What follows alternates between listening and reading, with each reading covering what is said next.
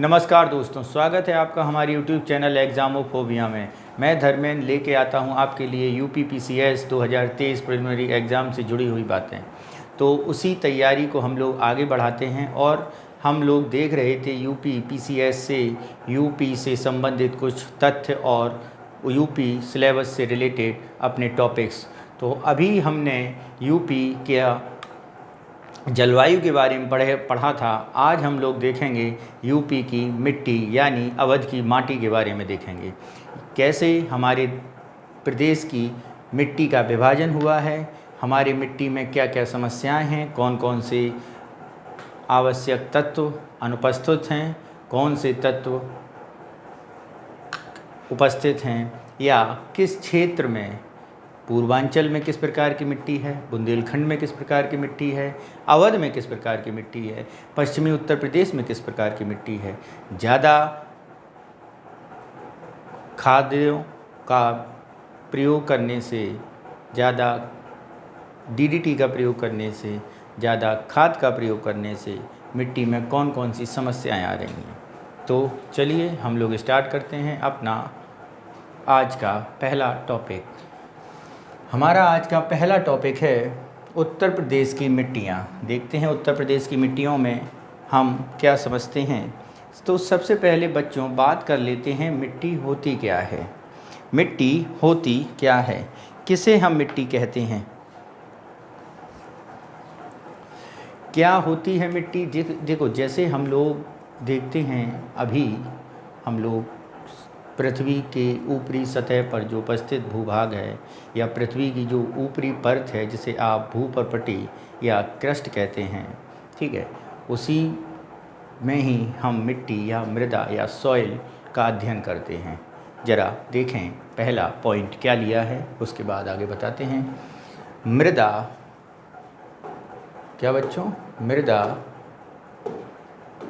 मृदा अथवा मिट्टी ऊपरी सतह पर मिलने वाले असंगठित पदार्थों की वह जरूरी परत है जो दो चट्टानों के विखंडन अथवा वनस्पति अवसादों के योग से बनती है। विभिन्न चट्टानों के विखंडन से बनी मिट्टी में न तो एक रूपता ही पाई जाती है और न ही समान उर्वरा शक्ति। तो जैसे आपको क्या समझे, मिट्टी क्या है, इस लाइन का अर्थ कुछ समझे बच्चों। तो मैं आपको बताऊं मिट्टी क्या है। मिट्टी में सारे तत्वों की उपस्थिति होती। अब कौन कौन से तत्व की अगर हम बात कर लें तो बात करते हैं तो क्या क्या होगा। जैसे अगर हम बात करें, खनिज होते होंगे। क्या होते होंगे बच्चों, खनिज होते होंगे। खनिज हो गए, खनिज हो गए हैं। कुछ जल होता होगा। क्या होता होगा बच्चों, जल होता होगा। खनिज हो गया, जल हो गया, वायु हो गया। क्या, वायु का मिश्रण होता होगा। क्या होता होगा बच्चों, वायु का मिश्रण होता होगा। और सबसे महत्वपूर्ण बात, अवसाद होंगे या जैविक पदार्थ होते होंगे। कौन होते होंगे बच्चों, जैविक पदार्थ। यानी क्या हुआ, क्या समझे आप लोग। जैसा कि इसमें लिखा है, मिट्टी की ऊपरी सतह, क्या है, ऊपरी सतह पर मिलने वाले असंगठित पदार्थ की वह ऊपरी परत। यानी कौन कौन से असंगठित पदार्थ हैं, वो पदार्थ हैं आपके खनिज हैं, आपका जल है, आपका वायु है और जैविक पदार्थ हैं, ठीक है। उनकी ऊपरी परत होती है जो किससे बनी। अब अगला पॉइंट आता है, किससे बनती है ये मिट्टी, जो बनती है चट्टानों के विखंडन से अथवा वनस्पति और अवसादों के योग से। कैसे चट्टानी, जैसे हम लोग देखते हैं, जैसे सपोज दैट एक ये हम चट्टान का टुकड़ा मान लें और एक इसे मान लें, और ये आपस में क्या हुई, रगड़ हुई। अब रगड़ होने से हुआ क्या कि बड़ी चट्टान में कम घिसावट हुई और छोटी चट्टान में ज़्यादा घिसावट हो गई। लेकिन इस चट्टान के अपने अलग गुण हैं और इस चट्टान के अपने अलग गुण हैं, यानी दोनों के गुणों में भिन्नता भी होगी। जो परत ऊपरी बनेगी उसमें क्या होगा, भिन्नता भी होगी। इसमें अलग टाइप के मिनरल्स होंगे, अलग टाइप के खनिज होंगे, अलग टाइप के जैविक अवसाद होंगे, ठीक है, इसमें अलग टाइप के होंगे। लेकिन वो मिलकर क्या बना देंगे, वो मिलकर बना देंगे ऊपरी सतह। क्या बना देंगे मिट्टी की बच्चों, ऊपरी सतह मिलकर बना देंगे। तो यही चीज़ आगे बताई जा रही है कि क्या हो रही, इनमें एक रूपता ही पाई जाए, ये तो ज़रूरी नहीं है, और ना ही समान उर्वर शक्ति होती है। तो बात आप समझे बच्चों, मिट्टी यानी मिश्रण होता है खनिजों का, जल का, वायु का, अवसादों का, जिसमें हर जो बना कैसे है वो विभिन्न चट्टानों के टुकड़ों के कारण ही बना है। ठीक है, अगले देखते हैं, अगला क्या है हमारा पॉइंट। अगला क्या है, अगला है प्रदेश में मिट्टी के विभाजन के बारे में बताया गया है। यानी मिट्टी में क्या देखते हैं जरा, तुलनात्मक दृष्टि से प्रदेश में पाई जाने वाली मिट्टी कैसी है, शुष्क है। चलिए अभी इसको एक्सप्लेन करते हैं। इसमें बिना सिंचाई के कृषि करना संभव नहीं है, साथ ही मिट्टी की उर्वरा शक्ति भी निरंतर खेती किए जाने से नष्ट होती जा रही है और उसका अपरदन होता जा रहा है।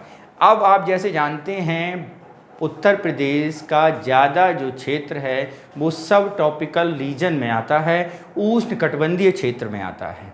ठीक है, अगर आप देखें, क्या देखेंगे कि आप उत्तर प्रदेश में अगर हम इस प्रकार का बना लें एक बॉक्स, तो जो ऊपरी सिरा है जैसे सहारनपुर जो उत्तराखंड, हिमाचल प्रदेश और वहाँ से मिला हुआ है, उत्तराखंड की बॉर्डर लाइन से मिला हुआ है, और हिमालय की तराई क्षेत्र से नेपाल के तराई क्षेत्र से दक्षिणी नेपाल से मिला हुआ है।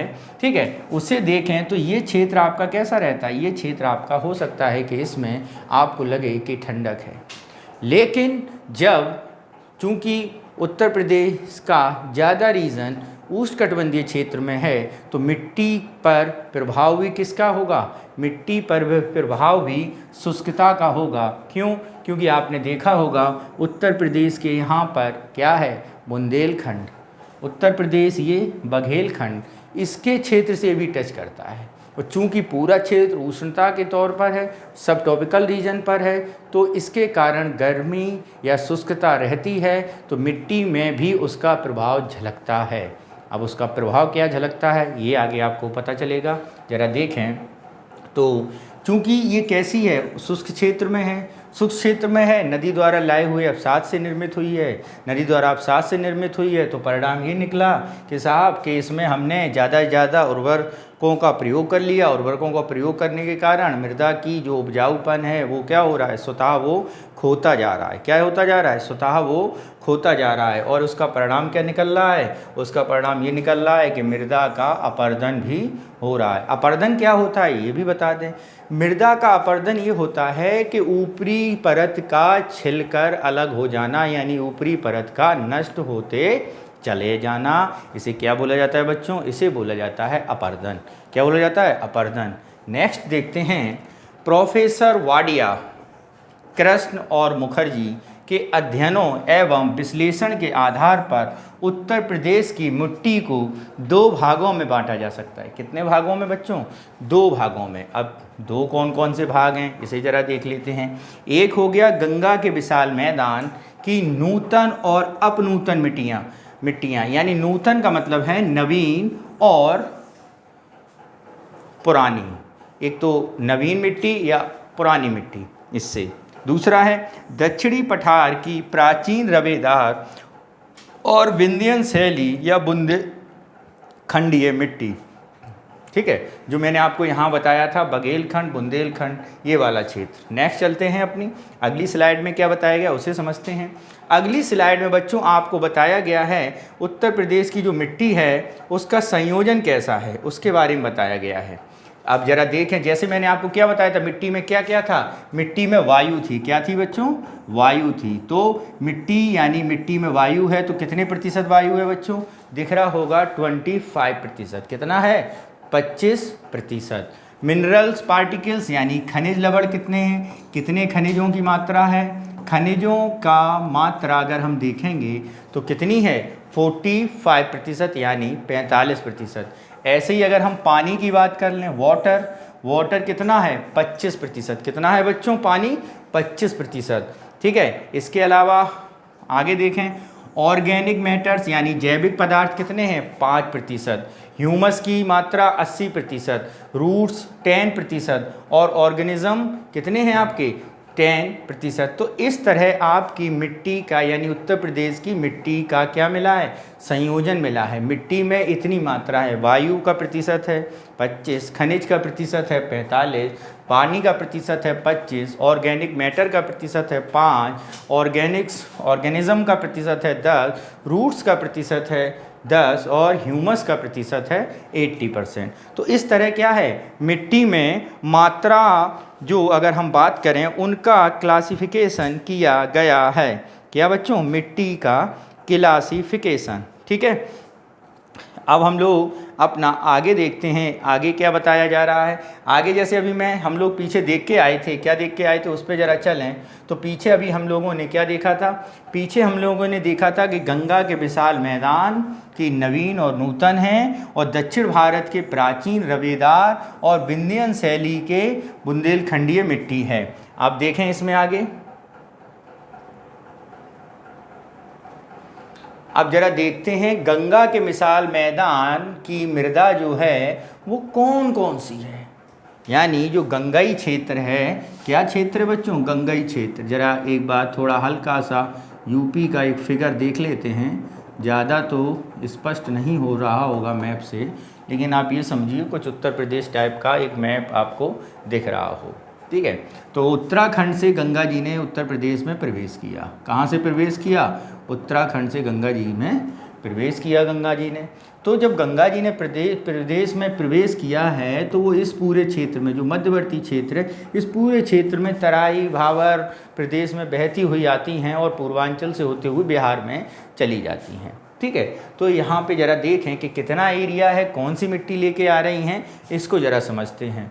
तो देखें, प्रदेश के विशाल मैदानी भाग में जलोढ़ और कांप मृदाएं पाई जाती हैं। कौन कौन सी बच्चों, जलोढ़ मिट्टी और कांप मिट्टी। जलोढ़ मिट्टी और कांप मिट्टी। जलोढ़ मिट्टी यानी नदी अपने साथ लेके आ रही है, उस मिट्टी को हम जलोढ़ मिट्टी कहते हैं, ऑलाइवल सॉल कहते हैं। ठीक है, अब जलोढ़ मिट्टी क्या है, प्रदेश का कितने प्रतिशत भाग जलोढ़ मिट्टी से बना है, प्रदेश का कितने प्रतिशत भाग जलोढ़ मिट्टी से बना है, जलोढ़ मिट्टी से बना है उसे देखें जरा। तो देखें जलोढ़ मृदाएं क्या हैं, जरा देखते हैं। देश के 40% भागों के लगभग 15 लाख वर्ग किलोमीटर क्षेत्र में विस्तृत है। समझे, जलोढ़ मिट्टी यानी नदियों द्वारा निर्मित मिट्टी को जलोढ़ मिट्टी कहा जाता है, अलॉयविल सॉल कहा जाता है। अगर पूरे देश की बात करें तो हमारे पूरे देश में कितना क्षेत्रफल है, लगभग 15 लाख। ठीक है, और प्रतिशत में अगर देखें तो ये हमारी पूरे भारतीय क्षेत्र का कितना है, 40%। कितना है बच्चों, 40% भाग है जो 15 लाख वर्ग किलोमीटर क्षेत्र में विस्तृत है। ठीक है, आगे देखें कि कहाँ से कहाँ तक है। यदि हम यहाँ पे छोटा सा एक भारत का मैप बना के देखते हैं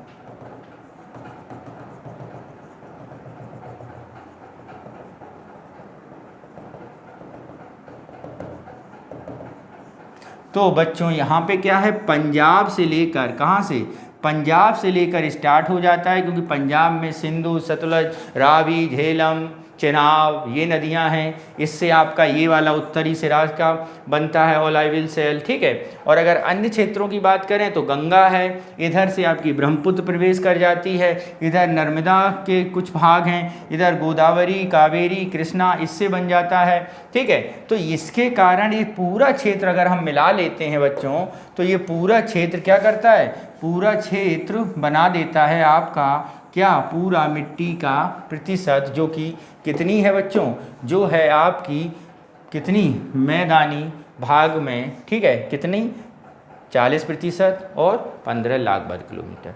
अब जरा इसका ज्योग्राफिकल अभी आपने देखा तो कहाँ से कहाँ तक, पंजाब से लेकर असम तक विशाल मैदानी भाग, यानी नॉर्थ से आप चले जाएंगे, यहाँ पे आपको पंजाब मिलेगा, और पूरब की तरफ चले जाएंगे तो यहाँ पे असम मिल जाएगा। ये पूरा क्षेत्र है।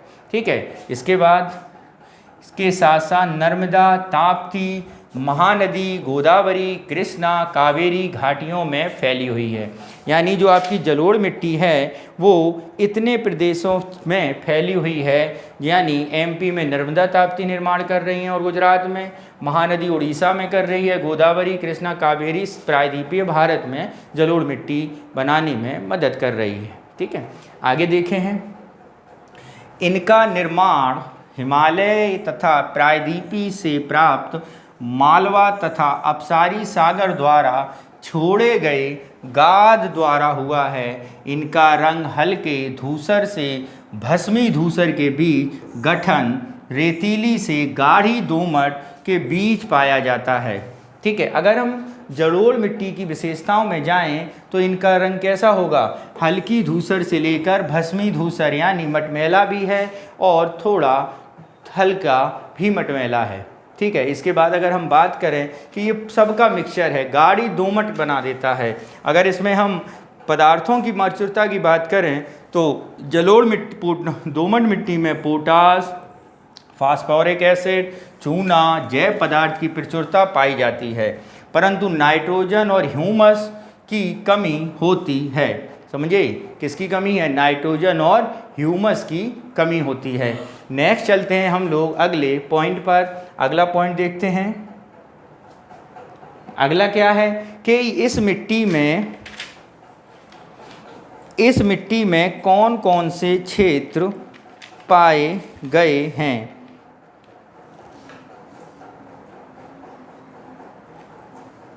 ठीक है, तो जरा देखें, इसमें फलीदार फसलों की खेती, इनमें तेज़ी से नाइट्रोजन का स्थिरीकरण संभव होता है। जैसे अगर हमें अपनी मिट्टियों में, दोमट मिट्टी में नाइट्रोजन की कमी होती है तो हम वहाँ पर नाइट्रोजनी पौधे या फलीदार पौधे या दालें पैदा कर सकते हैं, जिससे नाइट्रोजन की मात्रा हमारी मिट्टी में बढ़ जाएगी।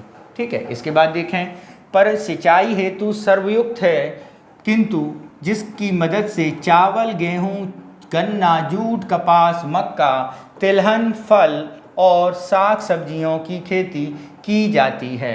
ठीक है बच्चों, आगे देखें, दोमट मिट्टी कितने प्रकार की है। दोमट मिट्टी दो प्रकार की है। एक क्या है आपकी सामान्य दोमट मिट्टी, जिसे लॉइम सॉइल बोलते हैं, जो 40% बालू के कण और 40% मृतिका कण यानी क्ले एवं 20% गाद, पशु कण, सिल्ट पाए जाते हैं। जबकि आपकी दूसरी जो बलुई दोमट होती है उसमें जल धारण क्षमता सबसे कम, क्योंकि इसमें रवे भारी मात्रा में एवं बड़े होते हैं। ठीक है, यहाँ पर आप ये देख रहे हैं कि दोमट मिट्टी के भी दो क्लासिफिकेशन कर दिए गए हैं। एक जिसके रवेदार बड़े हैं उन्हें अलग टाइप की दोमट बोला जा रहा है, और जिनके रवेदार छोटे हैं उन्हें क्या बोला जाए, बालू के कण हैं, उन्हें बोलते हैं हम लोग सामान्य दोमट मिट्टी। ठीक है, जलोढ़ मिट्टियों के अगर हम उपवर्गों में विभाजित करें तो दो प्रकार की हो जाती है। एक हो जाती है जलोढ़ पुराने बांगड़ जलोढ़ मैदान जलोढ़ मिट्टी, जिसे हम बांगर बोलते हैं, और नवीन जलोढ़ मिट्टी के मैदान जिसे हम खादर बोलते हैं। ठीक है बच्चों, अब यहाँ पे तो आपको अभी तक आप समझे जलोढ़ मिट्टी की विशेषताएं। अब मैं बात कर रहा था आपसे उत्तर प्रदेश के बारे में, तो आप कहेंगे सर ये उत्तर प्रदेश की तो बात ही नहीं हुई, तो मिट्टी की विशेषताएं हो गई। तो अब जरा उत्तर प्रदेश के अगर हम बारे में बात करें तो जलोढ़ मिट्टी बनाने में सबसे बड़ा योगदान है गंगा नदी का। किसका है, गंगा के विशाल मैदान क्या बनाते हैं, जलोढ़ मिट्टी बनाते हैं। अब अगर ये जलोढ़ मिट्टी जो गंगा बना रही है, तो गंगा गुजरती है दो प्रदेशों से, एक भावर प्रदेशों से गुजरेगी। तो जब भावर प्रदेशों से गंगा गुजरी तो यहाँ पर इसने क्या किया, यहाँ पर इसने कंकड़ी यानी पथरीला वाला एवं पथरीला एवं पत्थर से निर्मित मिट्टी का निर्माण कर दिया। ठीक है, और जो आपका दो प्रकार का जो जलोढ़ का मामला बना, वहाँ पर इसने खादर और बांगर इसका निर्माण कर दिया। समझे बच्चों, क्या कि उत्तर प्रदेश की अगर हम बात करेंगे तो जलोढ़ मिट्टी को कंकड़ी पत्थरी मिट्टी या तराई क्षेत्रीय मिट्टी में भी उसे जोड़ कर सकते हैं, लेकिन वहाँ की जलोढ़ मिट्टी जो होगी वहाँ पे पत्थर और कंकड़ ज़्यादा होंगे। ठीक है, और जो मैदानी क्षेत्र में या पर्वतीय शिवालिक के गिरिपात क्षेत्र में अगर मिट्टी बनेगी तो वो आपकी कैसी बनेगी, खादर और बांगर बनेगी, जो यहाँ पे लिखा है। जो पुराने खादर के मैदान होंगे, जलोढ़ के मैदान होंगे दो, वो प्राचीन जलोढ़ के मैदान बांगर कहलाएंगे और नवीन जलोढ़ के मैदान खादर कहलाएंगे। ठीक है, आगे देखें बच्चों। आगे अगर हम बात करें बांगर के बारे में और कहाँ कहाँ पाई जाती है, तो इसमें देखें जरा, बांगर प्रदेश उन मैदानी भागों में बांगर मिट्टी है जो ऊंचे तथा जहाँ नदियाँ का बाढ़ का जल नहीं पहुँच पाता है। इस मृदा को राज्य के पूर्वी भाग में उपहार मृदा भी कहते हैं। ठीक है, समझे? पूर्वी भाग में इसे क्या बोल दिया आपने? पूर्वी भाग में इसे उपहार मृदा के तौर पे भी बोला जाता है। उपहार मृदा इसलिए क्योंकि वहाँ पे हर साल बाढ़ नहीं आती है। एक बार बाढ़ आ गई तो वहाँ पे नदी अपने साथ अवसाद ले आई, जिसके कारण उसने वहीं पर वो उन्हें निक्षेप कर दिया, फैला दिया, जिसके कारण हमें फसलों के रूप में उनकी उत्पादकता बढ़ जाती है और उपजाऊपन बढ़ जाता है। ठीक है, और ये मिला किससे है? ये कंकड़ और कठोर मृदा के टीले भी इसी मृदा के क्षेत्र में मिलते हैं। बांगर क्षेत्र की मृदा परिपक्व और अधिक गहराई में होती है, क्योंकि ऊंचाई पर स्थित होती है तो कैसी हो जाएगी? अधिक गहराई में स्थित हो जाती है। ठीक है बच्चों, नेक्स्ट चलें। बांगर मिट्टी को दोमट, मटियार, बलुई दोमट, मटियार दोमट और भुन आदि नामों से पुकारा जाता है। ठीक है, बांगर मृदा की उर्वरा शक्ति निरंतर कृषि के उपयोग आने के कारण क्षीण हो जाती है, क्योंकि इस मृदा की ऊपरी सतह आवरण क्षय और उनके फलस्वरूप कटकर अलग हो गई है। सर्वत्र कंकरीली तथा रेहयुक्त। रेहयुक्त क्या होता है जरा इसे अभी बताते हैं। मृदा ही दृष्टिगोचर होती है। तो रेह की अगर हम बात करें तो जो मृदा लवणीय होगी, कैसी? लवणीय या क्षारीय, क्षारीय, तो उसमें होगा क्या? तो उसकी ऊपरी परत कैसी हो जाएगी? सफ़ेद हो जाएगी। तो ऐसी परत ऐसी मिट्टी जिसकी ऊपरी परत सफ़ेद हो जाती है उसे रेह या कल्लर बोला जाता है। क्या बच्चों बोला जाता है? रेह, कल्लर, और उत्तर प्रदेश में उसका नाम आप ऊसर के नाम से जानते हैं। यानी बांगर ऊंचाई पर स्थित ऊसर के वो प्रदेश होते हैं जहाँ पर नदी द्वारा लाई हुई मिट्टी अवसाद के रूप में इकट्ठी हो जाती है। ठीक है, नेक्स्ट अगर हम बात करें अगले पॉइंट की, क्या है?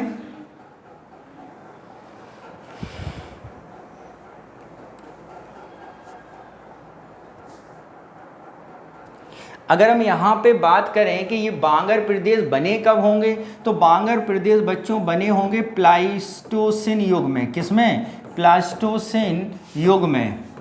किसमें बना होगा ये प्रदेश? प्लाइस्टोसिन युग में बना होगा। ठीक है, नेक्स्ट अगर हम देखें अगला हमारा क्या है? अगला क्या है? अगला है हमारा कछारी, खादर या कछारी मृदा। इसे देखते हैं, खादर या कछारी मृदा क्या है? नदियों के बाढ़ के मैदान वह मृदा पाई जाती है। खादर मृदा हल्के रंग वाली, छिद्रयुक्त, महीन वाली होती है तथा बांगर अपेक्षा अधिक जल शक्ति धारण करने की क्षमता होती है। इस मृदा में पोटास, मैग्नीशियम तथा जीवाणुओं की मात्रा अधिक होती है। तो ये मैं यहाँ पे आपको समझा देता हूँ। खादर मिट्टी क्या है इसे समझते हैं। खादर मिट्टी वो मिट्टी होती है, इसे आप एक तरह से ये कह सकते हैं नवीन जलोढ़ के मैदान है। क्या है? नवीन जलोढ़ मिट्टी। नवीन जलोढ़ मिट्टी। ठीक है, यानी यहाँ पर प्रत्येक वर्ष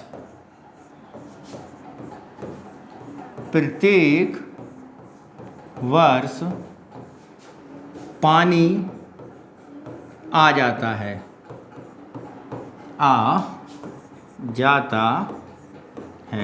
ठीक है। तो जब प्रत्येक वर्ष पानी आ जाता है तो ये जो अवसाद होता है उपजाऊ होती है। कैसी होती है बच्चों? उपजाऊ होती है। ये मिट्टी कैसी होती है? उपजाऊ होती है। और जो अगर इनका उपजाऊपन है तो उसका मात्रा क्या होता है? तो इसमें क्या उपजाऊपन है, जल धारण करने की क्षमता ज़्यादा होती है। जल धारण जल धारण ज़्यादा कर सकती हैं। क्या कर सकती हैं? जल धारण ज़्यादा करती हैं। ठीक है बच्चों, और अगर हम बात करें इनमें होता क्या क्या है, इनमें पोटास है, मैग्नीशियम है, ठीक है, जीवाणु हैं, ऑर्गेनिक है मतलब, ठीक, आदि पदार्थों की मात्रा भरपूर मात्रा होती है। ठीक है बच्चों, नेक्स्ट चलें हम लोग अगले प्रकार पर चलें जो नदियों द्वारा निर्मित है, उसे क्या कहते हैं हम लोग? भावर कहते हैं। क्या कहते हैं? भावर। इसे समझते हैं। जो मैंने तुम्हें क्या बताया, जैसे ये हिमालय है यानी शिवालिक हो गया, और ये आपका उत्तर प्रदेश का इलाका, तो शिवालिक से आने वाली नदियाँ जो हिमालयी क्षेत्र से आती हैं, तो इन इलाकों में अपने साथ यहाँ के बड़े बड़े पत्थर ले आती हैं। क्या ले आती हैं बच्चों?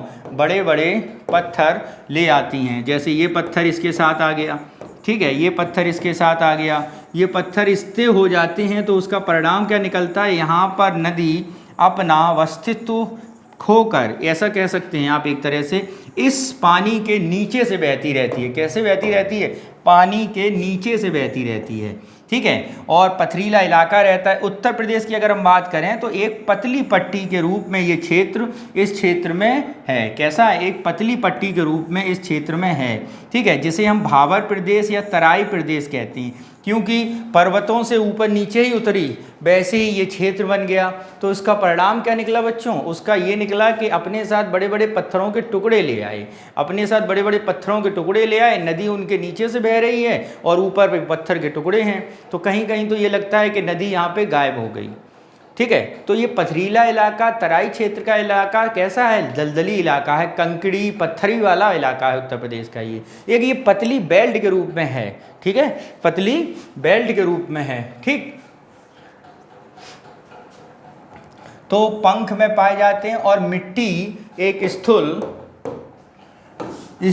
गुटका युक्त होती है, जिसे भावर कहा जाता है। भावर का दक्षिणी दलदली और गाढ़ी मिट्टी वाला क्षेत्र तराई क्षेत्र कहलाता है, यानी उत्तर प्रदेश का जो पूर्वांचल का इलाका है। यहाँ पर नाइट्रोजन और जैविक पदार्थों की प्रचुरता और फास्फेट की क्या होती है? कमी होती है। यहाँ के ऊंचाई भागों में प्राप्त प्राचीन जलोढ़ को क्या बोलते हैं बच्चों? राढ़ बोलते हैं, राढ़ बोलते हैं। ठीक है, तो भावर प्रदेश आप समझ गए। अगर हम यहाँ पे एक हल्का सा उत्तर प्रदेश का मैप बनाने की कोशिश करें, तो उसमें अगर आपको मैं समझाऊं तो उसमें ज़्यादा समझ में आएगा। तो ज़रा उसमें एक बार देख लेते हैं। तो बच्चों, ये जो पतला प्रदेश है, ये पूरा प्रदेश, ये किसके रूप में जाना जाता है? ये भावर प्रदेश के रूप में जाना जाता है। भावर प्रदेश के रूप में जाना जाता है। ठीक है, यहीं पर अगर हम बात कर लें, ये जो प्रदेश है, ये वाला पूरा प्रदेश, ये वाला प्रदेश किस में जाना जाएगा? ये वाला प्रदेश आपका किस में? ये प्रदेश आपका जाना जाएगा जलोढ़ में। किसमें? जलोढ़ में, जिसे आप दो भागों में बांट देते हैं, एक बांगर बोल देते हैं और एक खादर बोल देते हैं। ठीक है, और बचा है अब ये आपका लास्ट का दक्षिण वाला, इसे ज़रा समझते हैं, दक्षिण वाले प्रदेश को। ठीक है, नेक्स्ट चलें, अगर हम देखें दक्षिण का पठार या मृदा, इन्हें देखते हैं क्या है ये, इसे समझते हैं। दक्षिण का पठार बुंदेलखंड तथा बघेलखंड के नाम से भी पुकारा जाता है। ये कब बना? प्री कैम्ब्रियन युग की, और वो कब बना था बच्चों? वो बना था आपका प्लास्टोसिन युग में। भावर प्रदेश, खादर प्रदेश कब बना? प्लास्टोसिन युग में, बताया था मैंने आपको। ठीक है, चट्टानों की बाहुल्यता है। यहाँ की मृदा बुंदेलखंडीय मृदा भी कहते हैं, जिनमें अनेक भौतिक व रासायनिक परिवर्तनों के कारण भिन्नता आ गई है। इस क्षेत्र की मृदा को भोंटा, माड, कांवड़ और राकड़ आदि नामों से भी पुकारा जाता है। अब ये है कितने टाइप की? ये दो टाइप की हो जाएगी। कैसी? लाल एवं काली मिश्रित मिट्टी, इसे समझते हैं। लाल एवं काली मिश्रित मिट्टी कहाँ पे मिल रही है? झांसी डिवीज़न में। कहाँ पे बच्चों? झांसी डिवीज़न में, मिर्जापुर में, सोनभद्र के साथ साथ प्रयागराज में मिल रही है। कहाँ पे मिल रही है? प्रयागराज में मिल रही है। के जिले करछाना में की मौजा तहसील में पाई जाती है, जिसका निर्माण बालू में बल लाल विंध्यसन शैलों से हुआ है। ठीक है, इन जिलों में ऊपरी मिट्टी का भाग मिट्टी लाल है एवं दो प्रकार की है, परवा और राकड़। ठीक है, परवा हल्की रेतीली दोमट है, जबकि राकड़ क्षारीय मृदा होती है। नेक्स्ट देखते हैं, अगर यह मिट्टी ग्रेनाइट के रूप में बेतवा और धसना आदि नदियों के है। में जल प्लवित होकर क्षेत्रों में भी मिलती है। इस मृदा में नाइट्रोजन, जीवाश्म, फास्फोरस तथा चूने की मात्रा, किसकी मात्रा बच्चों? चूने की मात्रा की कमी होती है। अतः यहाँ गेहूं, चना व दालें उगाई जाती हैं। किसमें बच्चों? दक्षिणी उत्तर प्रदेश के भागों में, जिसमें झांसी है, मिर्ज़ापुर है, सोनभद्र है, इलाहाबाद का, दक्षिणी इलाहाबाद का क्षेत्र आता है। ठीक है, अब यहाँ मैप द्वारा आपको बताया गया है कि उत्तर प्रदेश की किस मिट्टी, कौन सी मिट्टी कहाँ पे मिल रही है। ज़रा इधर देख लें, अगर हम जो लाल मिट्टी क्षेत्र है, मिर्ज़ापुर, सोनभद्र आदि जिले आते हैं। उगाई जाने वाली अगर इस क्षेत्र की फसलें देखें तो गेहूं, चना एवं दलहन है। लाल मिट्टी में कमी वाले पदार्थों को देखें तो नाइट्रोजन, जीवाश्म, फास्फोरस और चूना है। ठीक है, लाल मिट्टी का निर्माण की बात अगर करें कैसे हुआ है, तो बालू में लाल सेलों के अपक्षय द्वारा हुआ है। लाल मिट्टी के विस्तार की बात करें तो ये किस में है? बेतवा और धसना में है। नदियों के जल प्लवित क्षेत्रों में होती है। ठीक है बच्चों, जल प्लवित क्षेत्रों में होती है। ठीक, तो ये आपका क्या हुआ? लाल मिट्टी के प्रदेश और लाल मिट्टी में कमी और लाल मिट्टी में होने वाली फसलों का वितरण हुआ है।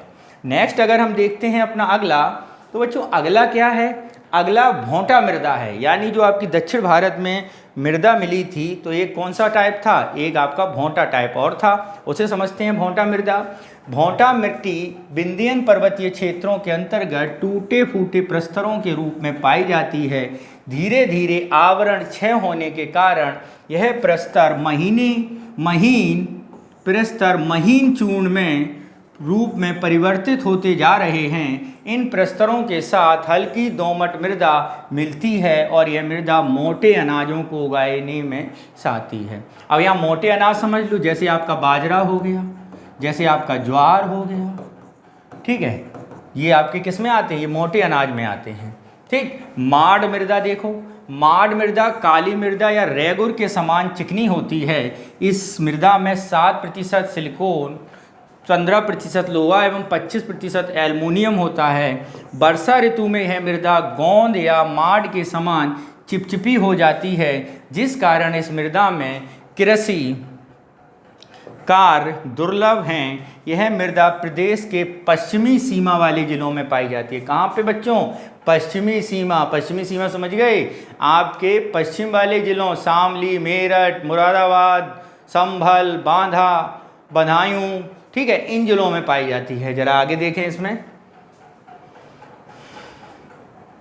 आगे है आपकी पड़वा मृदा।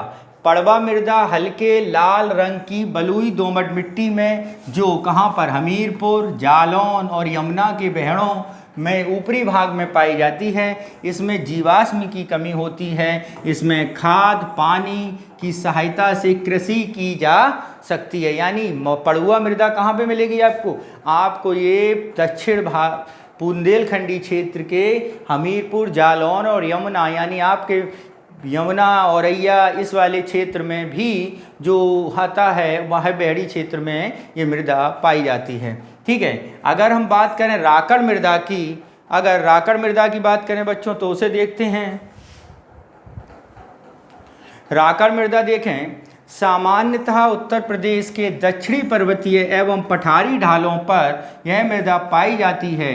यह मिट्टी राकड़ और पतली राकड़ के रूप में, यह कैसी? यह मोटी राकड़ और पतली राकड़ के रूप में भी उपविभाजित की जा सकती है। मोटी राकड़ माड़ एवं कावड़ के रूप में, पतली हल्की मृदा के रूप में परिवर्तित हो जाती है।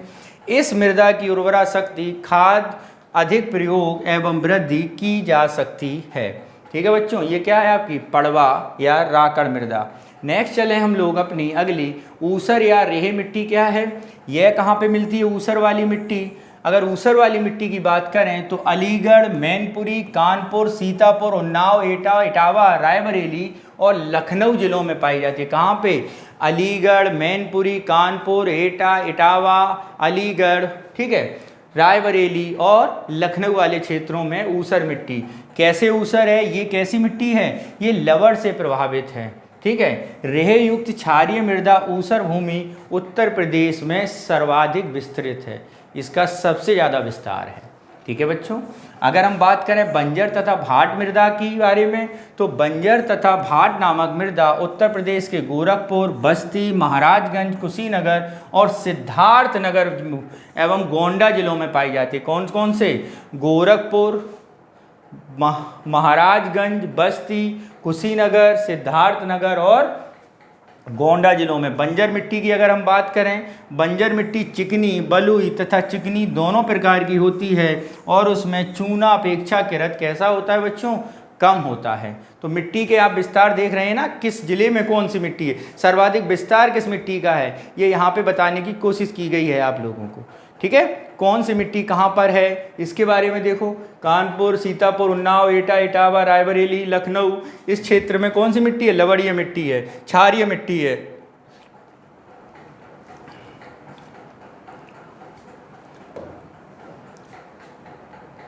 ढूं मिट्टी देखें, जल प्लवित नदी के किनारे पाई जाने वाली मिट्टी कौन सी मिट्टी है? ढूं मिट्टी के नाम से जाना जाता है। किससे? ढूं मिट्टी से।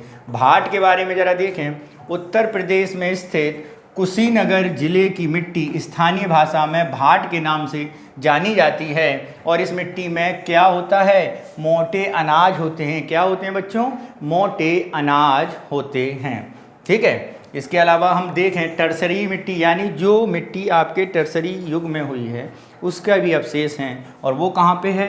टर्सरी मिट्टी उत्तर प्रदेश के शिवालिक पहाड़ी क्षेत्रों में पाई जाती है। यह मिट्टी किसके लिए जानी जाती है? चाय की खेती के लिए उपयुक्त है। हम लोग जानते हैं कि टर्सरी मिट्टी में चाय की खेती की आवश्यक दशाएं पूर्ण होती हैं, आवश्यक तत्व तो उसमें उपस्थित होते हैं। तो टर्सरी मिट्टी कहाँ पे है बच्चों? वो जरा देखें, टर्सरी शिवालिक पहाड़ी यानी सहारनपुर के क्षेत्र में। समस्या क्या है मिट्टी के साथ? उत्तर प्रदेश में मिट्टी के साथ समस्या या मिट्टी में क्या क्या समस्याएं हैं उसे ज़रा समझें। मिट्टी की समस्या को हम एक बार तो ज़रा उसे देखते हैं। तो सबसे बड़ी समस्या जो है वो मृदा के अपर्दन की है। अब अपर्दन क्या होता है इसे ज़रा समझते हैं। मृदा अपर्दन होता है मिट्टी के उपजाऊपन का ख़त्म हो जाना, समाप्त हो जाना या बह जाना। अब वो किस तरीके से? वो वायु द्वारा होती ही है मृदा अपर्दन। भारी वर्षा हो जाए तो होती है, वन का कटाव हो जाए तो होती है, कुछ मानवीय क्रियाकलाप हों तो होती है। ठीक है, तो अब हम यही देखते हैं कि मृदा अपर्दन से कारण जो समस्या भारत में हो जूझ रहा है भारत, उसमें उत्तर प्रदेश कितनी हद तक और कौन कौन सी समस्याओं से जूझ रहा है मृदा अपर्दन की, जरा देखते हैं। मृदा अपर्दन यानी जल बहाव अथवा वायु के वेग अथवा हिम के पिघलने के एक स्थान का मिट्टी के अन्यत्र स्थान पर चले जाना ही क्या होता है? मृदा अपर्दन होता है। ठीक है, नेक्स्ट, उत्तर प्रदेश में वायु अपर्दन प्रदेश के पश्चिमी क्षेत्रों में। वायु अपर्दन कहाँ है बच्चों? वायु अपर्दन अगर हमने आपको अपर्दन बताए हैं तो जल अपर्दन समझ लो, ठीक है, वायु अपर्दन और हिम अपर्दन। तो हिम अपर्दन तो आप ये समझिए ना के बराबर है, लेकिन वायु अपर्दन और जल अपर्दन की समस्या उत्तर प्रदेश में भारी है। ठीक है, पश्चिमी क्षेत्रों में जलीय अपर्दन जरा देख लो, जलीय अपर्दन पूर्वी में, ठीक है, और दक्षिणी क्षेत्रों में अधिक होता है। ठीक है, नेक्स्ट चलें। चंबल नदी अधिग्रहण क्षेत्रों में अवनालिका अपर्दन होता है। इसे क्या करते हैं? इसमें क्या होता है? नदी वेहड़ क्षेत्र से जब निकलती है, बहती है, तो बड़े बड़े खड्डों महाखड्डों का क्या करते हुए बहती है? खड्डों और महाखड्डों को बनाते हुए बहती है, जिसके कारण मिट्टी के ऊपरी क्षेत्र में नालियाँ बन जाती, गहरी गहरी नालियाँ, जिन्हें अवनालिकाएँ बोला जाता है। और ये समस्या भारत में अगर कहीं पाई जाती है तो वो उत्तर प्रदेश में ही पाई जाती है, और अगर उत्तर प्रदेश में कहीं पाई जाती है तो वो चंबल नदी द्वारा बनाई गई अवनालिकाओं के रूप में पाई जाती है। जरा इसे देखते हैं हम लोग। गुली इरोजन सर्वाधिक होता है, जिससे उत्तर प्रदेश का इटावा जिला विशेष रूप से प्रभावित है। कौन सा? इटावा जिला। और कौन सी नदी कर रही बच्चों? चंबल नदी कर रही है। ठीक है, कौन सी नदी कर रही है? चंबल नदी।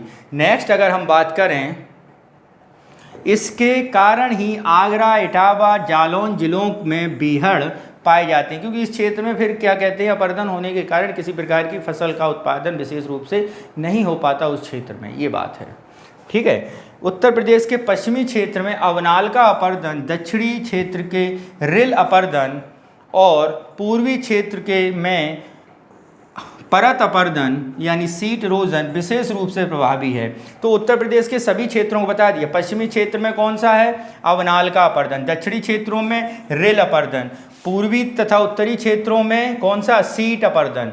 ठीक, नेक्स्ट चलें। अगर हम नेक्स्ट देखते हैं, उत्तर प्रदेश में मृदा अपरदन का मुख्य कारण क्या है बच्चों? वर्षा होना, यानी मानसूनी वर्षा, काफ़ी तेज वर्षा होती है।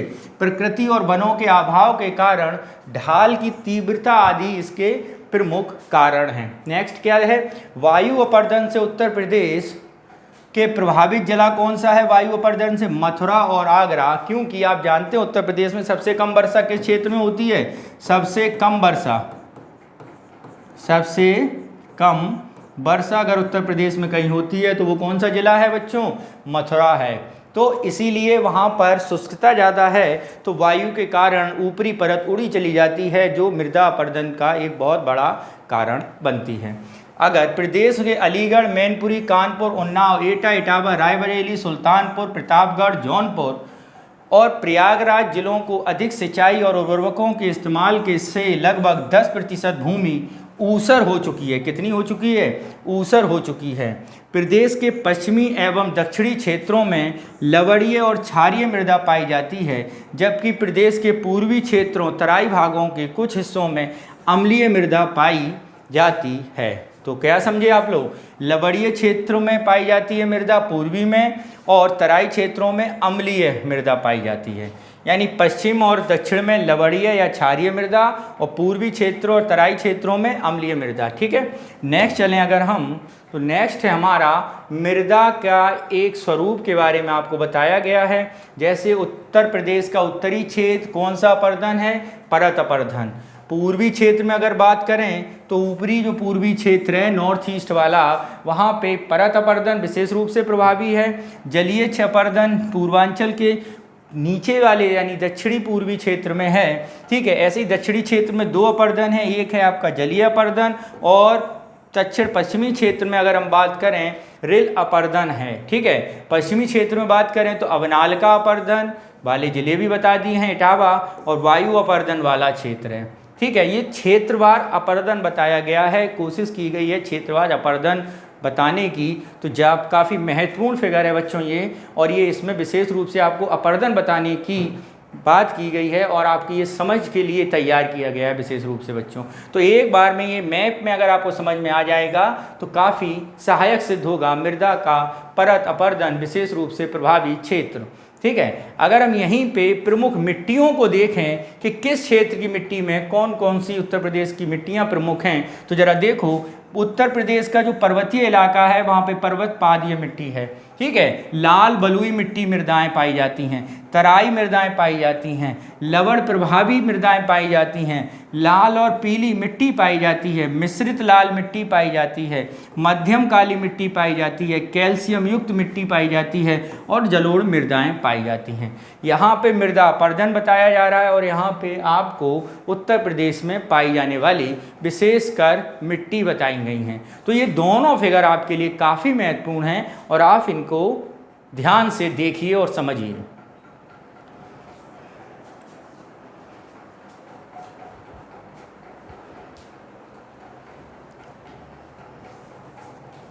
नेक्स्ट अगर हम देखते हैं, भारत में बंजर एटलस 2019 के अनुसार उत्तर प्रदेश की स्थिति क्या है, जरा इसे समझिए,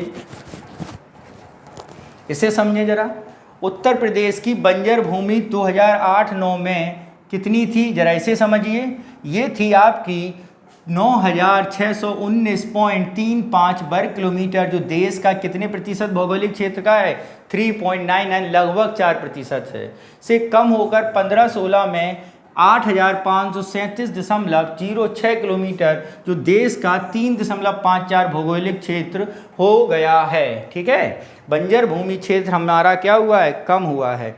नेक्स्ट अगर देखें, उपरोक्त अवधि में राज्य की बंजर भूमि 1082.29 वर्ग किलोमीटर की क्या आई है? कमी आई है। ठीक है, प्रदेश में 988.36 वर्ग किलोमीटर बंजर भूमि को कृषि भूमि में परिवर्तित किया गया है, जबकि 89.09 वर्ग किलोमीटर बंजर भूमि को जल निकाय के रूप में परिवर्तित किया गया है। अगर हम बात करें हरदोई जिले के बारे में, तो हरदोई जिलों में 79.25 वर्ग किलोमीटर तथा कानपुर देहात में 72.19 वर्ग किलोमीटर बंजर भूमि में कमी आई है, जो सर्वाधिक है। बलिया जिले में 32.01 वर्ग किलोमीटर तथा महाराजगंज में 1.83 वर्ग किलोमीटर बंजर भूमि की वृद्धि हुई है। ठीक है। प्रदेश में झांसी जिले में सर्वाधिक बंजर भूमि कितनी है? 445.36 वर्ग किलोमीटर है। इसके पश्चात आगरा 426.74 वर्ग किलोमीटर का स्थान आता है, क्योंकि इस क्षेत्र में प्रायः शुष्कता रहती है। नेक्स्ट अगर हम चलें तो आप समझ में आएगा कि प्रदेश में 2129.6 वर्ग किलोमीटर क्षेत्र में लवणता क्षारीय प्रभावित होती है, और लवणता क्षारीयता का प्रभावित मिट्टियां मुख्यतः रायबरेली, आगरा, आजमगढ़, एटा, फतेहपुर, हरदोई, जौनपुर, कन्नौज, कानपुर देहात, उन्नाव, मैनपुरी और में है। सर्वाधिक लवणीय क्षेत्रीय मृदा रायबरेली में है। तो बच्चों ये क्या है आपका? ये आपका उत्तर प्रदेश की मिट्टियों का बारे में एक प्रारूप दिया गया है, जो आपके एग्ज़ाम के पॉइंट ऑफ व्यू से क्या किया गया है? बनाया गया है। तो आप इस मृदा को यहाँ से अच्छी तरह समझिए और इसको आप लाइक और शेयर ज़रूर कीजिए, क्योंकि इससे लाभ क्या होगा? इससे आपके साथियों और आपके दोस्तों को आगामी एग्ज़ाम में काफ़ी सहायता मिलेगी, क्योंकि यहाँ पे वो फैक्ट बताए गए हैं, बनाए गए हैं, जो आसानी से किताबों में उपलब्ध नहीं होते हैं।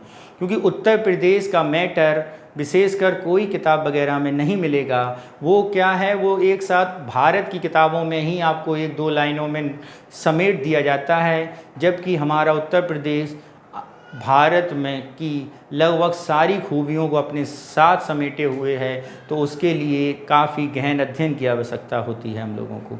और चूंकि पीसीएस के एग्ज़ाम में मेंस में उत्तर प्रदेश स्पेशल के ही 2 पेपर इसीलिए डाले गए हैं, जिससे विद्यार्थियों को उत्तर प्रदेश के बारे में स्पष्ट जानकारी हमेशा रहे। ठीक है बच्चों, तो आप वीडियो को लाइक करिए, शेयर करिए और मन लगा के पढ़ाई करिए। धन्यवाद। जय हिंद।